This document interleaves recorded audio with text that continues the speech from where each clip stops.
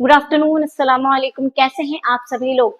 उम्मीद करते हैं आप सब लोग बहुत अच्छे होंगे, अपना ख्याल रख रहे होंगे और अच्छे से एएमयू और जामिया की बीएलएलबी की तैयारी कर रहे होंगे। ठीक है, जैसे जैसे एग्जाम नजदीक आता जा रहा है, हम लोग ज्यादा ज्यादा प्रैक्टिस करने की जरूरत है और प्रैक्टिस के साथ साथ हमें पीवाईक्यू सॉल्व करने की और उसको एनालाइज करने की, ताकि हमें ये पता लग सके कि क्वेश्चन का पैटर्न कैसा होता है और किस तरह से हमें तैयारी करनी है। तो उसको भी हमें पीवाईक्यू को भी सॉल्व करने की जरूरत है। तो आज हम लोग लेकर आ चुके हैं एएमयू बीएलएलबी 2024 के पीवाईक्यू एक्सप्लेनेशन के साथ में। तो आज हम लोग जो पॉलिटी और जो लीगल जीके पूछा गया था आपके एएमयू बीएलएलबी 2024 में, उसे हम लेकर आ चुके हैं। तो moving forward to question number 1, the number of languages recognised by the Indian constitution. तो कितने लैंग्वेजेस रिकॉग्नाइज किए गए हैं इंडियन कॉन्स्टिट्यूशन में? तो अगर हम देखें कि कितने लैंग्वेज रिकॉग्नाइज किए गए हैं, तो that will be 2022 under 8th schedule.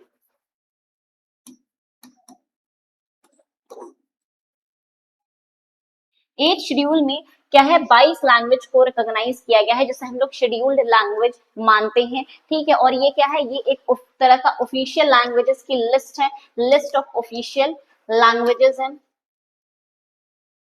Initially अगर ओरिजिनल कॉन्स्टिट्यूशन में बात करें तो सिर्फ और सिर्फ 14 लैंग्वेज थी। बाद में अमेंड करके क्या है, हमने और लैंग्वेजेस को ऐड किया है। तो क्वेश्चन नंबर 1 का हो जाएगा सी।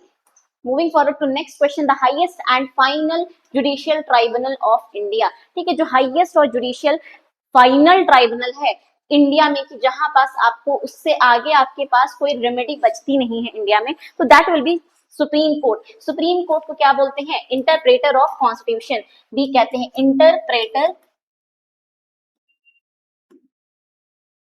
ऑफ कॉन्स्टिट्यूशन भी कहते हैं।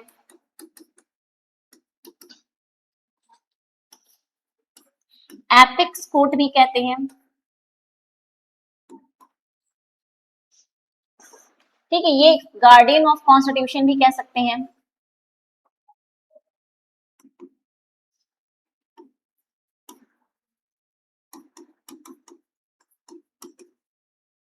तो ये सब हम सुप्रीम कोर्ट के लिए इस्तेमाल करते हैं। इंटरप्रेटर ऑफ कॉन्स्टिट्यूशन इसलिए कहते हैं कि कोई भी कॉन्स्टिट्यूशनल मैटर है, वहां पास क्या है, फाइनल जो अथॉरिटी, फाइनल जो जजमेंट देता है, फाइनल जो डिसीजन देता है, जो कि बाइंडिंग होता है सारे कोर्ट पर, वो होता है हमारा सुप्रीम कोर्ट का। ठीक है, तो फाइनल और जुडिशियल ट्राइब्यूनल की यहाँ पास से इसके बाद आपके पास कोई रेमेडी नहीं बचती है सुप्रीम कोर्ट के अलावा। ठीक है, हम हाई कोर्ट में अगर गए हैं तो हाई कोर्ट से हमारे पास रेमेडी है कि हम सुप्रीम कोर्ट में जा सकते हैं, लेकिन फाइनल जुडिशियल ट्राइब्यूनल या एपेक्स कोर्ट की बात करें या हाईएस्ट डिसीजन,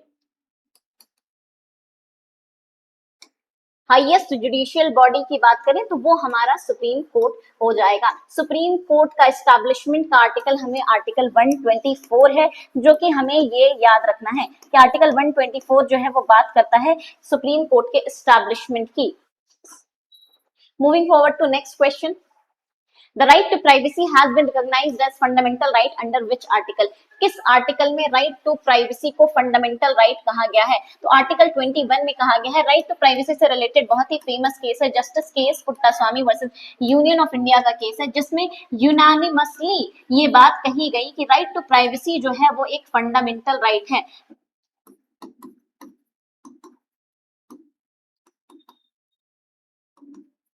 ठीक है, ये आर्टिकल 21 का हिस्सा है, जो कि right to life and liberty के बारे में बात करता है। तो कहा जाता है कि बस लाइफ और लिबर्टी का मतलब ये नहीं होता है कि किसी भी तरह से रहना, बल्कि डिग्निटी के साथ रहने की बात की गई और कहा गया कि डिग्निटी के लिए हमें जरूरी है राइट टू प्राइवेसी। ठीक है, और ये बात जस्टिस केस पुट्टास्वामी में कही गई, जिसको हम लोग आधार केस के नाम से भी जानते हैं, क्योंकि इसमें आधार एक्ट की कॉन्स्टिट्यूशनैलिटी को चैलेंज किया गया था। ठीक है, ये 9 जजेस बेंच इसमें बैठे थे, 9 जजेस बेंच बैठे थे और सबके ने इस बात पर अग्री किया कि yes, right to privacy is a fundamental right under article 21। तो क्वेश्चन नंबर 3 का डी हो जाएगा। नेक्स्ट क्वेश्चन पर चलते हैं। क्वीन विक्टोरिया ने प्रोक्लेम किया, assuming all the power of government was issued on. तो क्वीन विक्टोरिया का प्रोक्लेमेशन जो इशू हुआ था after first world war, after first war of independence, जो फर्स्ट वॉर ऑफ इंडिपेंडेंस जिसको हम लोग सिपोई म्यूटनी भी कहते हैं।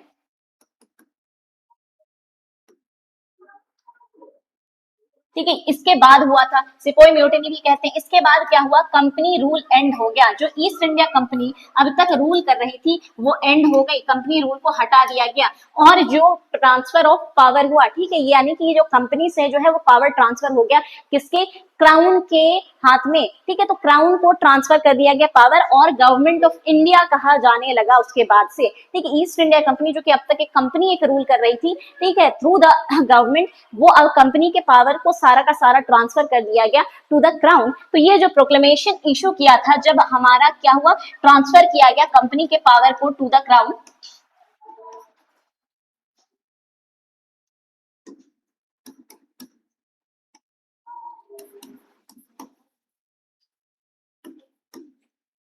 ये किस दिन में किया गया था, दैट वाज 1 नवंबर 1858। तो 1857 में हम देखते हैं फर्स्ट वॉर ऑफ इंडिपेंडेंस होता है, लोग रिवोल्ट करते हैं, अलग अलग जगह से अलग अलग लोग रिवोल्ट करते हैं और उस रिवोल्ट करने का ये नतीजा निकला कि जो ईस्ट इंडिया कंपनी थी वो क्या हो गई, वो खत्म हो गई, वो एंड हो गई और उनके जो रूल कर रहे थे वो भी एंड हो गया और वो रूल क्या है, ट्रांसफर हो गया ऑन इन द क्राउन, ठीक है। क्राउन यानी कि जो ब्रिटेन में जो किंग या क्वीन जो भी बैठी है, तो उस टाइम पर क्वीन विक्टोरिया बैठी हुई थी। उस टाइम पर कौन थी किंग, क्वीन विक्टोरिया थी क्राउन पर। तो इसीलिए इन्होंने एक प्रोक्लेमेशन इशू किया कि जो भी पावर्स हैं जो हमारे ये वहां है इंडिया में है, वो सब के सब हमारे नाम पर होंगे, वो सब के सब हम अज्यूम कर रहे हैं। तो ये इशू किया था 1 नवंबर 1858 में। The chairman and the members of National Human Rights Commission are appointed by, जो चेयरमैन और जो मेंबर ऑफ NHRC होते हैं ये अपॉइंट करती है president of India. President of India he NHRC जो कि एक क्या है, स्टैचुअरी बॉडी है, स्टैचुअरी बॉडी है formed under protection of human rights act, human right act 1993 में इसको बनाया गया है, इसीलिए हम इसे स्टैचुअरी बॉडी कहते हैं। तो ये NHRC जो है ये एक स्टैचुअरी बॉडी है और इस बॉडी को, इसके मेंबर को और इसके चेयरमैन को अपॉइंट करती है प्रेसिडेंट ऑफ इंडिया। आप इसका NHRC के करंट चेयरमैन के बारे में जरूर बताइएगा कमेंट सेक्शन में, who is the chairman of NHRC, ये आप जरूर बताइएगा। नेक्स्ट क्वेश्चन पर चलते हैं। Murder of a new born child is, कोई भी नए बच्चे के मर्डर को हम क्या कहते हैं। तो अगर कोई छोटा बच्चा है उसको अगर हम मार रहे हैं तो उसे हम क्या कहेंगे, उसे हम इन्फेंटिसाइड, या इन्फेंटिसाइड तो यहाँ दिया गया है बट मोस्ट क्या कहेंगे, न्यू बॉर्न चाइल्ड के मर्डर को हम कहेंगे इन्फेंटिसाइड। ऐसे ही अगर मान लेते हैं जो अनबॉर्न चाइल्ड है उसका मर्डर हो रहा है, अनबॉर्न चाइल्ड का, तो उसे हम फीटिसाइड कहते हैं, फीटिसाइड कहते हैं अगर अनबॉर्न चाइल्ड है तो। इसके अलावा आते हैं होमिसाइड। होमिसाइड कहते हैं किलिंग ऑफ अ पर्सन, इंसान, किसी भी इंसान को मारने को killing of person is known as homicide. इसके अलावा हमारे पास है रेजिसाइड। रेजिसाइड किसे कहते हैं, किलिंग ऑफ किंग को कहते हैं रेजिसाइड। इसके अलावा फ्रैट्रिसाइड किसे कहते हैं, तो फ्रैटर्निटी जो वर्ड है उसी से बना है फ्रैट्रिसाइड। फ्रैटर्निटी मतलब क्या होता है, भाईचारा होता है, तो फ्रैट्रिसाइड हो जाएगा किलिंग ऑफ ब्रदर।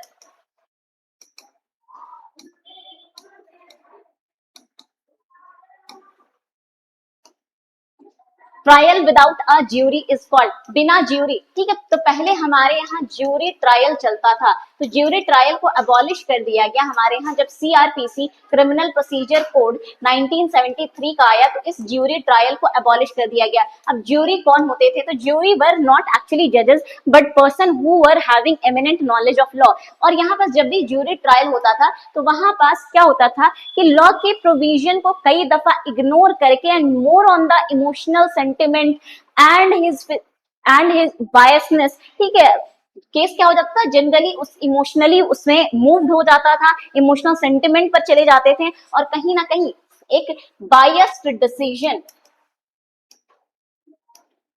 आता था, जिसको बहुत ज्यादा क्रिटिसाइज किया गया था जूरी ट्रायल को केएम नानावती के केस में। K M Nanavati versus state of Maharashtra बहुत फेमस केस है, ठीक है, इस पर एक मूवी भी बनी है। तो इस केस में क्या है, जूरी ट्रायल को क्रिटिसाइज किया गया क्योंकि ज्यूरी जो हो गए थे वो कहीं ना कहीं बायस हो गए थे काफी हद तक अक्यूज के लिए, ठीक है, और कहीं ना कहीं उससे इमोशनली जुड़ गए थे, कनेक्टेड फील कर रहे थे। तो वहां पास क्या हुआ था, जो हमारी जो जुडिशरी होती है वो क्या करती है, वो इंसान कैसा है ओवरऑल उसको नहीं देखती है, उसको प्रेजुडिस नहीं रखती है, बल्कि what ever the law is saying उसके अकॉर्डिंग फैसला सुनाती है।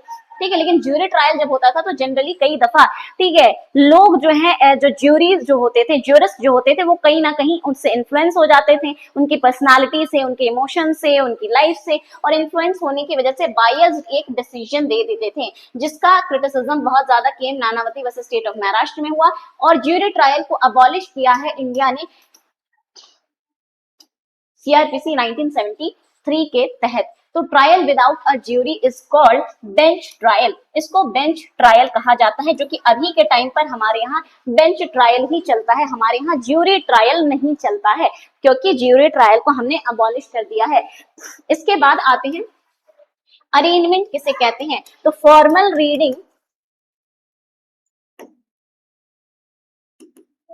Of charges against in presence of accused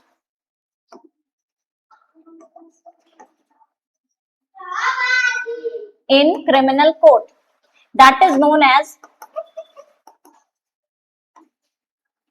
arrangement. उसे हम अरेंजमेंट कहते हैं कि जब भी किसी भी अक्यूज को लाया जाता है क्रिमिनल कोर्ट में, तो उसको क्या है, उसके अगेंस्ट चार्जेस जो है वो कोर्ट में सुनाई जाती है पहली हियरिंग में, तो उसे हम कहते हैं अरेंजमेंट। तो ये भी एक इंपॉर्टेंट लीगल टर्म है, तो इसे भी आपको याद रखना है। Moving forward to next question, fiduciary relationship is a relationship based on what? तो fiduciary relationship उसे कहते हैं कि जो एक मान लेते हैं टीचर है और स्टूडेंट है, तो इनके बीच में क्या है, एक ट्रस्ट का रिलेशनशिप होता है, जनरली हम ये मानकर चलते हैं। इसके अलावा और क्या होता है, इसके अलावा मान लेते हैं डॉक्टर है, पेशेंट है, तो क्या है, डॉक्टर और पेशेंट के बीच में एक क्या है, ट्रस्ट का रिलेशनशिप है। ठीक है, गार्जियन है, उसका कोई वार्ड है, उनके बीच में क्या है, फ्यूडिशियरी रिलेशनशिप होगा, जहां पास हम सामने वाले इंसान को ट्रस्ट कर रहे हैं। ठीक है, तो यहाँ पास हाईली चांसेस होता है फ्यूडिशियरी रिलेशनशिप में कि उसके कंसेंट को इन्फ्लुएंस कर लिया जाएगा। ठीक है, तो फ्यूडिशियरी जहां पास भी मान लेते हैं टीचर स्टूडेंट है, तो इसके कंसेंट को यहाँ पास चांस है कि ये इंसान इन्फ्लुएंस कर सकता है, फ्री कंसेंट नहीं रह सकता है, तो वहां पास हम लोग फ्यूडिशियरी रिलेशनशिप का कॉन्ट्रैक्ट में, ठीक है, ये हम लोग देखते हैं। तो फ्यूडिशियरी रिलेशनशिप ऐसे रिलेशनशिप होते हैं जो कि बेस्ड होते हैं ट्रस्ट के ऊपर, कि हम सामने वाले इंसान के ऊपर ट्रस्ट कर रहे हैं। तो जैसे कि टीचर स्टूडेंट हो गया, डॉक्टर पेशेंट हो गया, गार्जियन वार्ड हो गया, ठीक है, ये सब क्या है, फ्यूडिशियरी रिलेशनशिप के अंडर में आता है। क्वेश्चन नंबर 9 पर चलते हैं। Crimes usually involving cunning and deceit rather than physical force, ऐसे क्राइम जहां पास फिजिकल वायलेंस नहीं है, लेकिन वहां क्या है, कनिंगनेस, दिमाग का इस्तेमाल किया गया, धोखाधड़ी की गई है, वैसे क्राइम को क्या कहते हैं? तो वैसा क्राइम जो भी क्या है, जहां पास कनिंगनेस का इस्तेमाल किया गया है, डिसीट का, धोखाधड़ी का इस्तेमाल किया गया है, वायलेंस का इस्तेमाल नहीं किया गया, मारपीट नहीं किया गया, चोरी नहीं की गई है, डकैती नहीं की गई है, ठीक है, तो उसे हम व्हाइट कॉलर क्राइम कहते हैं, व्हाइट कॉलर क्राइम कहते हैं। ब्लू कॉलर क्राइम कहते हैं जनरली वायलेंट क्राइम्स जो कि इकोनॉमिक नेसेसिटी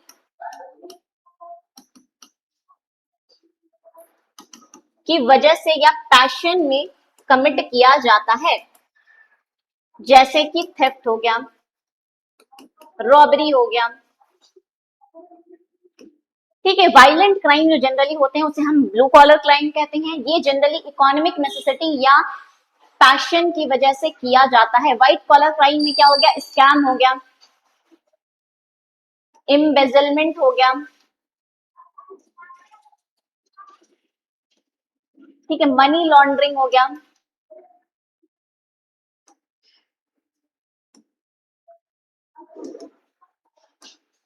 ठीक है, ये सब आ जाएगा व्हाइट कॉलर क्राइम में। ठीक है, इसके अलावा हम स्टॉक रिगिंग,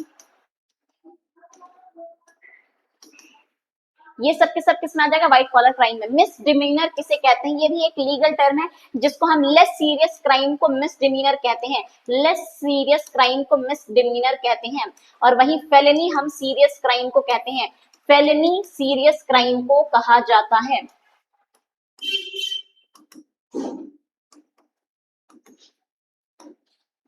इम्बेजलमेंट, इम्बेजलमेंट वही इम्बेजलमेंट कहते हैं गबन करने को, कि पैसा जो रिकॉर्ड है, कोई इंसान क्लर्क की पोस्ट पर है, कोई इंसान कैशियर की पोस्ट पर है, ठीक है, वहां पर उसने क्या किया, रिकॉर्ड्स में मिसमैच करके बहुत सारे पैसे को क्या कर दिया है, गबन कर लिया है उसने, ठीक है, उसे हम इम्बेजलमेंट कहते हैं। तो ये सारे क्या है, अदर लीगल टर्म्स है जो कि हमें याद होने चाहिए। आई होप ये सेशन आपको अच्छा लगा होगा। आज हम लोगों ने कवर कर लिया है एएमयू बीएलएलबी 2024 का लीगल प्लस पॉलिटी वाला पार्ट। आपको अगर ये सेशन अच्छा लगा है तो आप प्लीज जरूर हमें बताइएगा।